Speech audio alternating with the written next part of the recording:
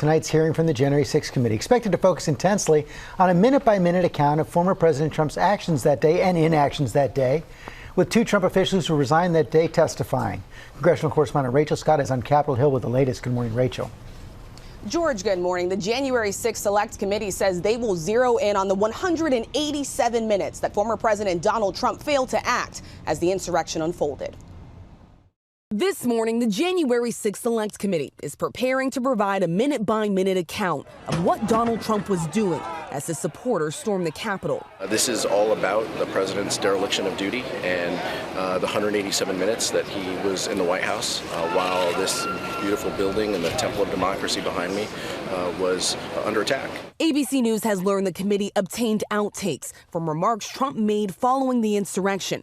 Sources say he struggled to say the election was over and condemn the rioters. There are people urging him to say things to try to get the rioters, the attackers, to go home. And then ultimately, when he does give a statement, still things he wouldn't say. His top lawyer, Pat Cipollone, says he pleaded with him to call off the mob. I felt it was my obligation to continue to push for that, and others felt it was their obligation as well. The committee says there will be new clips of his testimony. Two Trump officials who resigned that day will testify in person.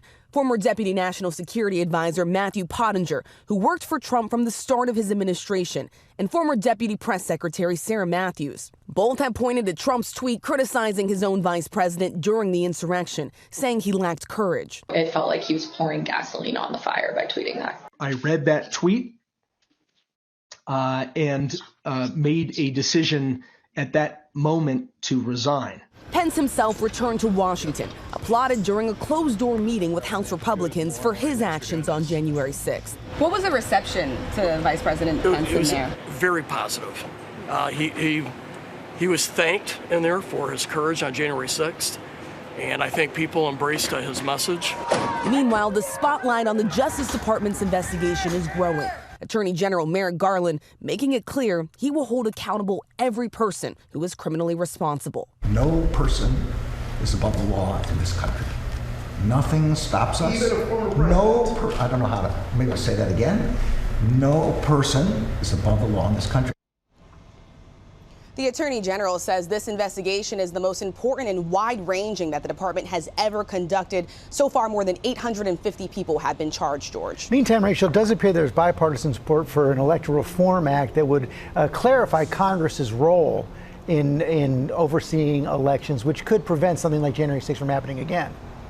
Exactly, George. And this is the very law that Trump tried to exploit on January 6th. It's called the Electoral Count Act. Lawmakers have been working for months to try to reform it to make it absolutely crystal clear that the vice president who presides over the counting of electoral votes has absolutely no authority to overturn the election. 16 senators from both sides of the aisle have signed on, including Trump ally Senator Lindsey Graham, George. Rachel Scott, thanks.